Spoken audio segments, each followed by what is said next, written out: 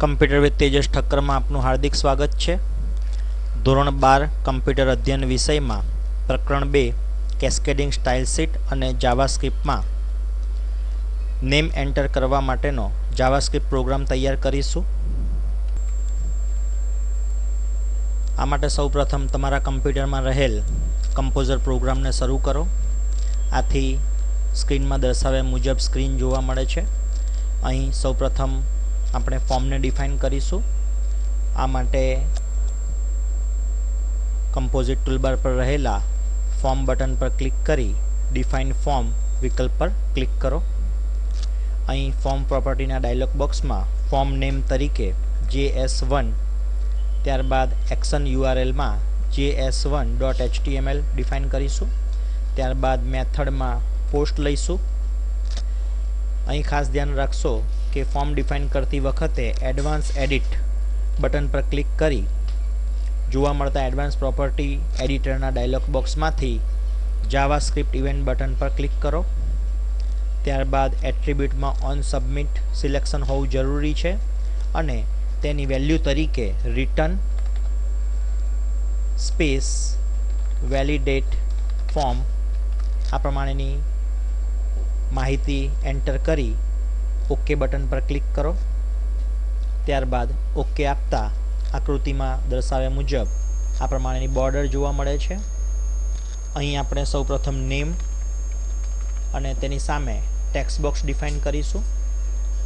જેના માટે ફોર્મ પર ક્લિક કરી ફોર્મ ફિલ્ડમાં જઈ ટેક્સ્ટ ફિલ્ડ નેમ તરીકે નેમ અને તેની સાઇઝ તરીકે 50 કેરેક્ટર ડિફાઇન કરી અને ઓકે આપીશું। ત્યારબાદ સબમિટ બટન માટે ફોર્મ ફિલ્ડ ટેક્સ્ટની જગ્યાએ સબમિટ બટન ફિલ્ડનું નામ સબમિટ આ પ્રમાણે ડિફાઇન કરીને ઓકે આપીશું। અહીં જોઈ શકાય છે કે નેમ નામનું એક ટેક્સ્ટ બોક્સ જોવા મળે છે અને તેની નીચેના ભાગમાં સબમિટ બટન જોવા મળે છે। હવે સ્ક્રિપ્ટ લખવા માટે નીચેના ભાગમાં જોવા મળતા નોર્મલ HTML ટેગ સોર્સ અને પ્રિવ્યૂ આ 4 બટનમાંથી સોર્સ બટન પર ક્લિક કરતા આ પ્રમાણે તમને એનો પ્રોગ્રામ જોવા મળે છે।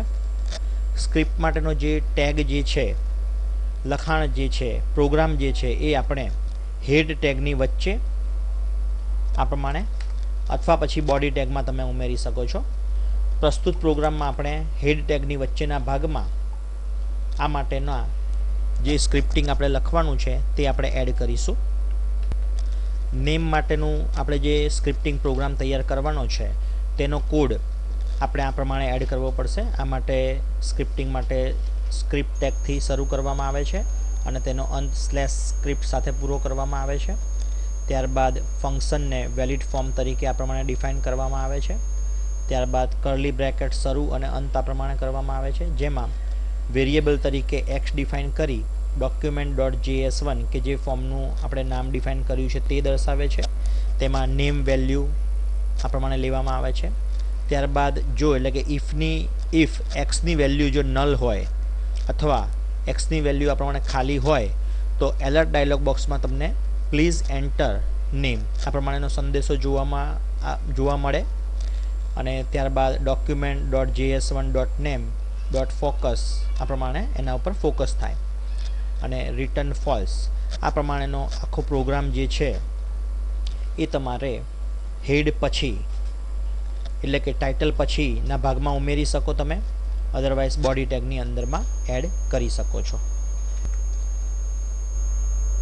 સ્ક્રીન પર તમે જોઈ શકો છો કે હેડ ટેગમાં ટાઇટલ પછી આ પ્રમાણે તમે સ્ક્રિપ્ટ ટેગને એડ કરી શકો છો, જે આપણે પ્રોગ્રામ હમણાં જોયો એ પ્રમાણે। પ્રોગ્રામ આ પ્રમાણે ટાઈપ કર્યા બાદ તેને સેવ કરવામાં આવે છે। સેવ કરતાં જે આપણે કમ્પોઝરની અંદરમાં જાવાસ્ક્રિપ્ટનો જે પ્રોગ્રામ લખ્યો છે તેને સેવ કરવા માટેનો ડાયલોગ બોક્સ જોવા મળે છે, જેમાં સૌપ્રથમ પેજને ટાઇટલ આપવા માટેનું જણાવવામાં આવે છે, જેમાં આપણે www.javascript.com આ પ્રમાણેનું પેજનું ટાઇટલ આપણે ડિફાઇન કરીએ છીએ। ત્યારબાદ ઓકે બટન પર ક્લિક કરતાં જ સેવ પેજ એઝ નો ડાયલોગ બોક્સ જોવા મળે છે, જેમાં આપણે ડેસ્કટોપ પર js1.html આ નામ સાથે આપણે ફાઇલનો સંગ્રહ કરીએ છીએ। ફાઇલનો સંગ્રહ કર્યા બાદ તે ફાઇલને ડેસ્કટોપમાંથી મોઝિલા ફાયરફોક્સમાં આપણે ઓપન કરીશું. મોઝિલા ફાયરફોક્સ વેબ બ્રાઉઝરમાં JS1ની ફાઇલ ઓપન કરતાં સ્ક્રીનમાં દર્શાવ્યા મુજબ તમને પરિણામ જોવા મળે છે. અહીં નેમ, એની સામે એક ટેક્સ્ટ બોક્સ જોવા મળે છે અને તેની નીચેના ભાગમાં સબમિટ બટન જોવા મળે છે. જો યુઝર નેમ દાખલ કર્યા વગર સબમિટ બટન પર ક્લિક કરશે તો તમને પ્લીઝ એન્ટર નેમ એટલે કે એલર્ટ બોક્સમાં જે આપણે સંદેશો મૂક્યો હતો તે અહીં જોવા મળે છે. પરંતુ જો ઉપયોગકર્તા અહીં યોગ્ય નામ લખી અને સબમિટ બટન પર ક્લિક કરશે તો કોઈ પણ પ્રકારનો સંદેશો જોવા મળતો નથી. તો આ પ્રમાણે તમે કમ્પલસરી નામ એન્ટર કરવા માટેની સ્ક્રિપ્ટિંગનો પ્રોગ્રામ જાવાસ્ક્રિપ્ટમાં આ મુજબ તૈયાર કરી શકો છો. Best of luck. આભાર.